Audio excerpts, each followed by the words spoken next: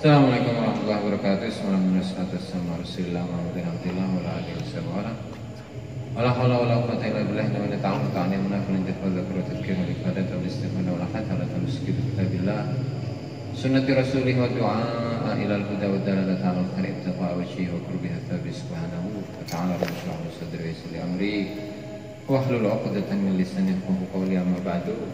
Pada pengajian ini kita akan melanjutkan pengajian kitab Syarah Manaqib Syekh Abdul Qadir Al-Jilani rahimahullahu taala karya Syekh Muhammad Nawawi Al-Bantani. Dan kita sampai pada pembahasan bahwa Syekh Abdul Qadir Al-Jilani itu pernah ditemani oleh Nabi Khidir alaihi salam. Itu ya. Itu sekilas kita bahas pada pertemuan sebelumnya itu. Lanjut, qala musannif rahimahullahu taala Syekh Muhammad Nawawi Al-Bantani wa Syekh Ja'far bin Hasan Al-Barzanji lan qala wa rafaqahu Abul Abbas Al-Qadir wa rafaqahu lan ngancani ing Syekh Abdul Qadir sapa Abul Abbas Al-Qadir Nabi Khidir alaihi salam wasmuhu Balia bin Malkan. Wasmuhu lan utawi arane Nabi Khidir iku Balia bin Malkan. Yang bilang Malkan, yang bilang Mulkan itu. Jadi nama beliau itu Syekh Abdul Qadir Al-Jilani itu ditemani oleh Nabi Khidir alaihi salam. Jadi Nabi Khidir itu siapa? Namanya Balia bin Malkan bin Falik bin Abir bin Syalih bin Ar-Fakhshad bin Sam bin Nuh. Jadi generasinya itu generasi awal banget ya, karena memang dalam kisah Nabi Isa alaihi salam, di mana Nabi Isa ini diperintahkan oleh Allah Ta'ala untuk berguru kepada Nabi Khidir. Kenapa? Ya karena Nabi Musa alaihissalam ini merasa bahwa ya Allah saya ini melihat bahwa tidak ada makhluk yang lebih alim, lebih berilmu, lebih tinggi ilmunya daripada diri saya. Nah, sehingga hal ini tentu oleh Allah Subhanahu wa taala dinilai sebagai hal yang kurang etis gitulah, kurang pantas dikatakan. Meskipun beliau adalah seorang yang nabi yang tentunya dalam keilmuannya itu ya luar biasa gitu kan. Akhirnya Allah Subhanahu wa taala itu menegur Nabi Isa alaihi salam agar berguru kepada seorang nabi, Khidir. Ya, tentu Nabi Khidir ini mengajari kepada Nabi Isa alaihi salam tentang ilmu hakikat gitu kan. Kemudian seperti yang diceritakan di dalam surat Al-Kahfi, ada 3 kisah di situ. Yang pertama Nabi Khidir itu memerintahkan kepada Nabi Isa alaihissalam agar tidak boleh komplain gitu tuh. Tidak boleh komplain, tidak boleh ingkar terhadap apa yang telah dilakukan oleh siapa? Nabi Khidir. Nabi Isa nggak boleh komplain. Pertama, Nabi Khidir itu membunuh seorang anak kecil gitu kan. Yang menurut pandangan Nabi Isa itu adalah anak kecil yang tanpa dosa sehingga nggak boleh dibunuh. Berarti kalau dibunuh itu justru melakukan dosa besar. Sehingga Nabi Musa itu ingkar kepada Nabi Khidir. Dan yang kedua, Nabi Musa dan Nabi Khidir itu membolongi, melubangi banyak-banyak kapal di pinggir laut tuh, di pelabuhan. Komplain lagi gitu kan. Terus yang ketiga, Nabi Khidir itu dan Nabi Musa itu mendirikan rumah atau merenovasi rumah yang mau roboh. Dan semuanya ternyata diingkari oleh Nabi Musa alaihissalam. Kenapa? Ya karena pandangan Nabi Musa itu menggunakan pandangan syariat. Kalau pandangannya Nabi Khidir alaihissalam itu menggunakan pandangan hakikat. Nah sehingga setelah itu Nabi Khidir itu menjelaskan bahwa saya membunuh anak kecil ini. Kenapa? Ya karena nanti ketika dia besar dia akan melakukan perbuatan-perbuatan yang keji. Justru akan menjelekkan nama baik orang tuanya. Ya kan? Itu pertama. Terus yang kedua, kenapa membolongi kapal? Ya karena nanti ada perampok yang akan datang. Ya kan? Sehingga dia akan merampas semua kapal-kapal yang dia temukan. Sehingga untuk mengantisipasi hal itu, ya saya tenggelamkan dulu kapal-kapalnya. Nanti kalau pengen diambil lagi bisa diambil. Gitu tuh. Tinggal diperbaiki aja, tinggal dikuras gitu, diganjel lubangnya terus dikuras. kan mudah dilem kayak diapa kan. Terus yang ketiga, ketika Nabi Musa dan Nabi Khidir ini mendirikan atau merenovasi rumah yang akan roboh itu, ternyata itu adalah milik dari seorang anak yatim yang dia mendapatkan manfaat dari kesolehan yang dimiliki oleh orang tuanya. Dan menurut riwayat itu orang tuanya adalah 7 generasi orang tuanya, kakeknya ya, 7 generasi di atas yang dia itu soleh. Dan dia meninggalkan harta karun atau harta warisan kepada kedua anak yatim ini ya. Itulah perbedaan antara gambaran lah ya, fenomena gambaran perbedaan antara ilmu syariat dengan hakikat gitu ya. Dan ternyata memang Nabi Khidir alaihi salam al-qalbi annahu nabiyyun, beliau itu biasanya sering menemui orang-orang yang akan menjadi diangkat oleh Allah Subhanahu wa taala menjadi orang-orang yang besar, wali-walinya Allah Subhanahu wa taala yang memiliki makom-makom yang tinggi di sisi Allah Subhanahu wa taala. Tuh kan? Ya karena memang Nabi Khidir ini tentu menjadi sebuah prahara, menjadi sebuah perdebatan yang tidak selesai-selesai, apakah beliau itu masih hidup atau tidak, apakah beliau itu wali ataukah nabi atau orang yang soleh, itu kan? Ya walhasil kenyataannya itu ada gitu. Nah buktinya di sini Syekh Abdul Qadir radhiyallahu taala anhu itu bertemu dengan siapa? Nabi Khidir. Lanjut, ala nabiyina wa alaihi salatu wassalam awwala dukhulihi al-Iraq. Awal dukhulihi ing dalam awal manjingnya Syekh Abdul Qadir al-Iraq ing dalam Iraq, wa huwa al-hal utawi Iraq iku iklim daerah tempat ma'rufun kang terkenal. Wa qila den ucapake sumia den arani apa Iraq kelawan aran Iraq bi annahu penonton stone Iraq iku safala iku bagian isor min Najdin saking Najd, wadana lan par apa Iraq minal bahri saking laut. Walam yakun lan ora ana sapa Syekh Sayyid Syekh Abdul Qadir ya'rifuhu iku wong kang ngerteni maring Syekh Abdul Qadir. Wa syarata lan nyarati sapa Syekh Abdul Qadir sapa Nabi Khidir alaihi ing atase Syekh Abdul Qadir Allah yukhalifu ing yen ora nantang sapa Syekh Abdul Qadir ing Nabi Khidir. Wal mukhalafatu lan utai mukhalafah pertentangan iku sababul firaqi iku sebab perpecahan. Wa hadhil jumlah fi makna ta'lil lan utawi iki jumlah iku fi makna ta'lil tetep ing dalam makna alasan. Faqala mongko ngucap lahu kedua Syabdul Qadir sapa al-Qadir Nabi Khidir alaihi salam uqud lungguh sapa sira hahuna ing dalam panggonan iki. Faqala mongko lungguh sapa Syabdul Qadir fil makan ing dalam panggonan alladzi asyara ilaihi kang asyara ngisarataken sapa Syabdul Qadir ilaihi maring alladzi bil qu'udi kelawan lungguh fihi dalam makan. Salah tasrina ing dalam tahun yatihi kang nakani sapa Nabi Khidir yang Syabdul Qadir fi kulli sanatin ing dalam saben-saben tahun marrotan kelawan sekali. Wa yaqul lan ngucap sapa Nabi Khidir lahu kedua Syabdul Qadir la tabrah ojo gingsir sapa sira an makani kasaking panggonan sira hatta atiaka sehingga teka sapa ingsun ing sira. Fakhila mongko den ucapake lahu kedua Syabdul Qadir alama ing atase alamada ing atase apa banita bangun sapa sira amroka ing urusan sira. Faqala ala sidqi ing atase kejujuran wa makadzabtu wa makadzibtu lan orang kuara sapa ingsun qatu lawan sedikit. Jadi pada kisah ini Syabdul Qadir rahimahullah ta'ala itu bertemu dengan Nabi Khidir alaihi salam ya sebelum atau di awal-awal beliau itu memasuki kota Irak. Dan kota Irak itu ma'ruf ya, populer, masyhur, bisa dicek di Google. Bisa dicek di Google Irak itu seperti apa gitu kan. Baik zaman dulu atau zaman sekarang. Dan Syabdul Qadir itu nggak kenal itu bahwa orang yang ada di hadapannya itu adalah Nabi Khidir. Dan Nabi Khidir itu mensyaratkan kepada Syekh Abdul Qadir Allah yakhalifu untuk tidak menentang Syekh Abdul Qadir, untuk tidak menentang Nabi Khidir. Soalnya apa?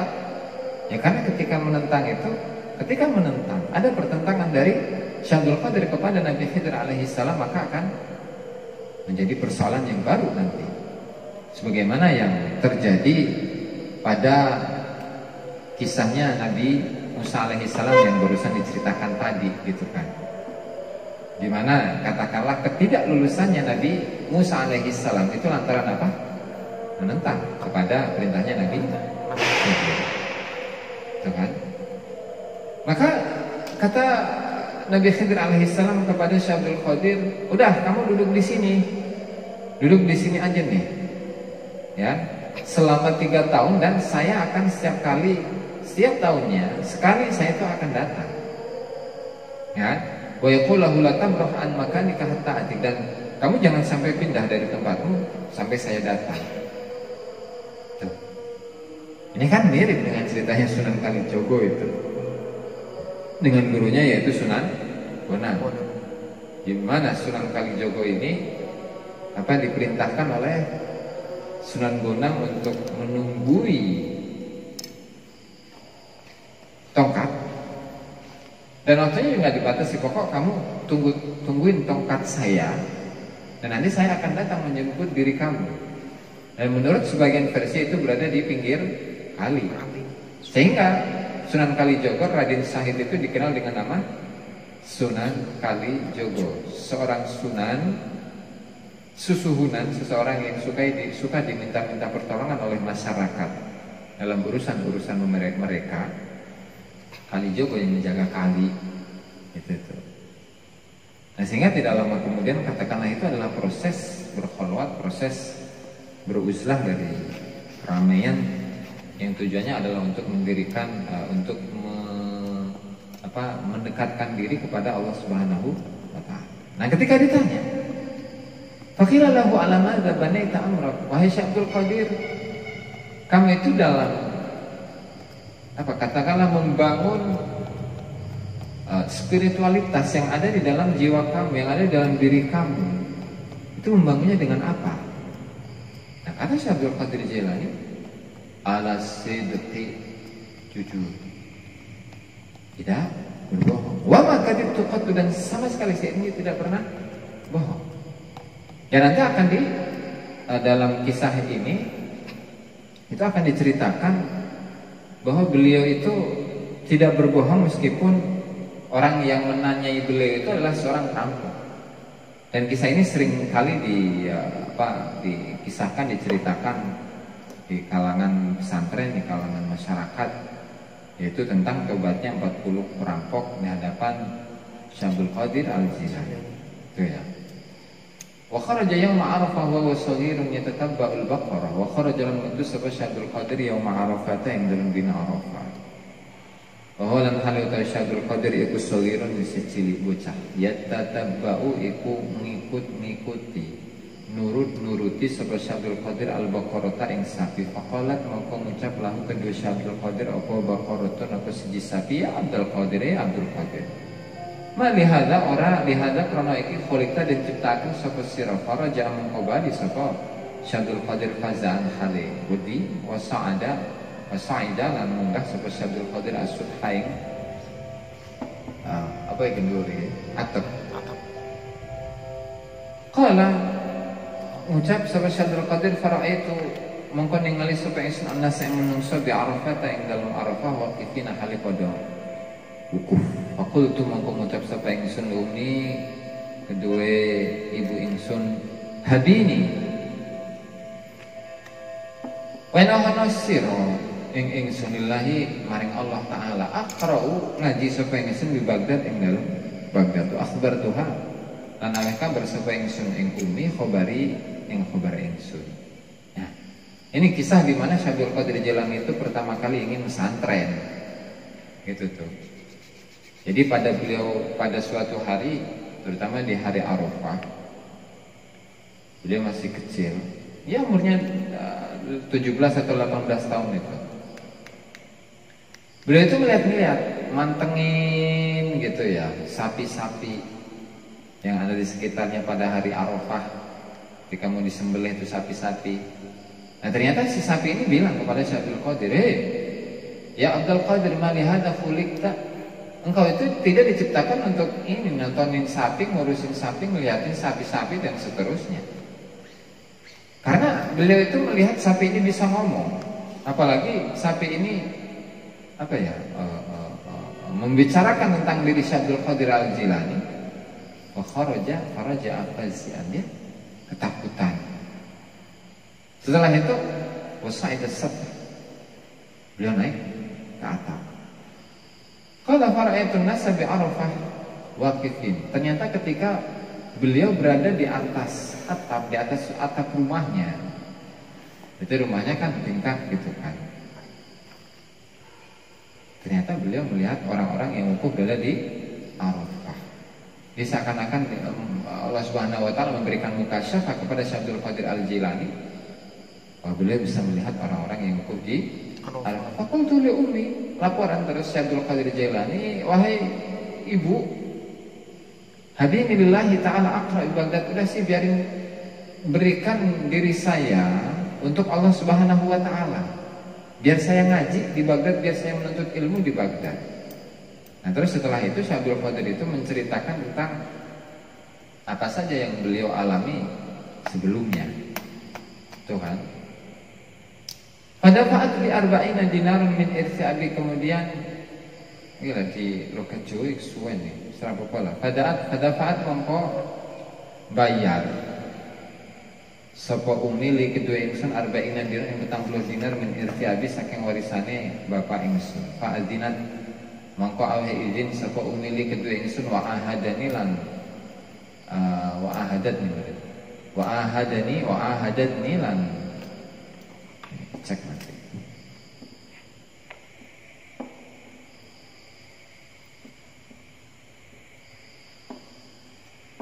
Wa ahadani lan gawe janji sapa umi ing ingsun ala sidqi ing atase jujur di kulli ahwali, ing dalam sekabe pira-pira tingkah ingsun. Wa qala mengucap sapa umi, kharajtu metu sapa ingsun angki saking sira lillahi taala karena Allah taala. Jadi setelah itu beliau laporan kepada ibunya bahwa minta kepada ibunya agar Syekh Abdul Qadir ini diberikan untuk Allah taala, dan beliau ingin ngaji, ingin pesantren di Baghdad. Terus laporan, nah akhirnya ibunya itu memberikan warisan dari ayahnya yang berupa 40 dinar. Jadi katakanlah kalau 1 dinar itu setengah gram ya, berarti 40 gram, 20 gram. Kalau 20 gram katakanlah 1 gramnya itu 1 juta, berarti 20 gram itu 20 juta, 20 juta buat pesantren, buat ngaji. Itu ya. Terus siapa ibunya itu memberikan izin kepada Syekh Abdul Qadir dan berjanji supaya Syekh Abdul Qadir ini apa? Selalu berkata jujur di semua keadaannya tanpa terkecuali. Nah, terus kata ibunya sudah mengikhlaskan kepada Allah Subhanahu wa taala, wa qalat kharajtu anki lillahi taala, saya sudah keluar dari dirimu. Dalam arti sudah mengikhlaskan Syekh Abdul Qadir Jailani untuk tidak bertemu dengan ibunya setelah itu. Maka setelahnya fasafartu ma'a qafilatin ila Baghdad, fasafartu maka lulungan sapa ingsun ma'a qafilatin yang dalam sartane rombongan ila Baghdad maring Baghdad. Falamma tajawazna maka nalikane ngelewati sapa kita Hamadana ing Hamadan, i'tarada nyegat alal qafilati ing atase rombongan apa sapa situna sapa suwida apane farisan wong kang numpak jaran.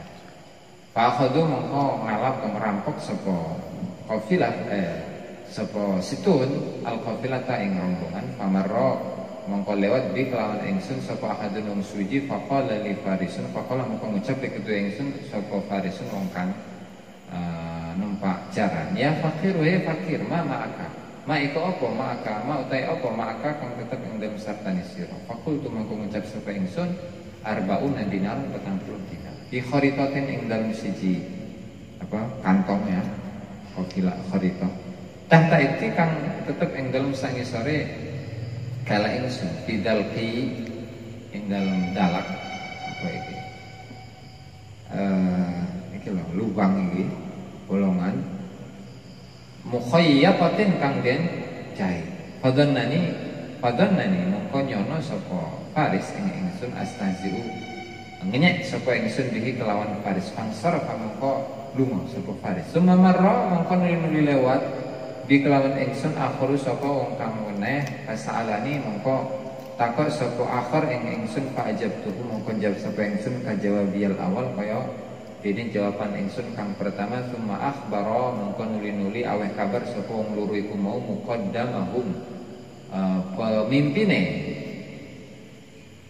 situn Faris bima kelawan barang samia kang wis krungu sapa wong loro ane saking ingsun faatani mongko nekani ing ingsun sapa muqaddamuhum fasalani mongko nuli takok sapa muqaddamuhum ing ingsun anhu saking ma fakultu mongko ngucap sapa ingsun qad sami'a teman-teman wis krungu sapa wong loro bima ing dalem barang balago kang wis tumeka apa wong loro ilai kamaring sirane tang saking ingsun fafata mongko nuli buka dalki ing klambi ingsun bene dehin dalam antarane tangan lorone muqaddamahum fawajada mongko nemu sapa muqaddamahum fihi ing dalem apa dalki maing barang i'taraf tu kang aku sapa ingsun ada ing dalem sandingi perampok muqaddamahum faqala mongko ngucap sapa muqaddamahum ma hamalaka ma iku ma utawi apa hamalaka kang gawa ing sira apa ma alal i'tirafi ing atase ngaku fi misli hadzal maqam ing dalem sepadane iki panggonan. Fakultu mongko ngucap sapa ingsun ahadani wis ngejanjakake ni ing ingsun sapa umi ibu ingsun ala mulazamati sidqi ing atase mulazamah konsisten kejujuran ala dawami ing atase ajek.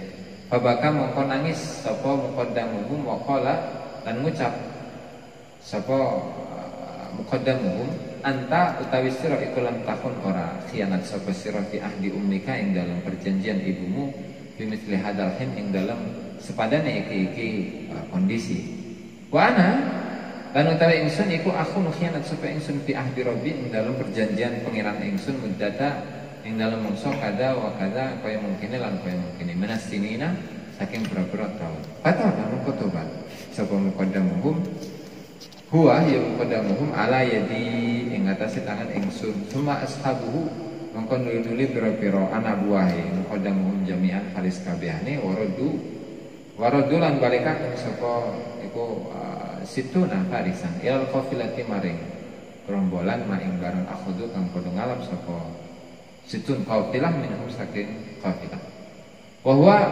situna farisan minhum saking qafilah wa huwa lan hale utawi muqaddamuhum iku awaluman iku pertama atau awal-awal wong tambah kang tobat sapa man ala yadehi ing dalem ngarepe Syaikhul Qadir.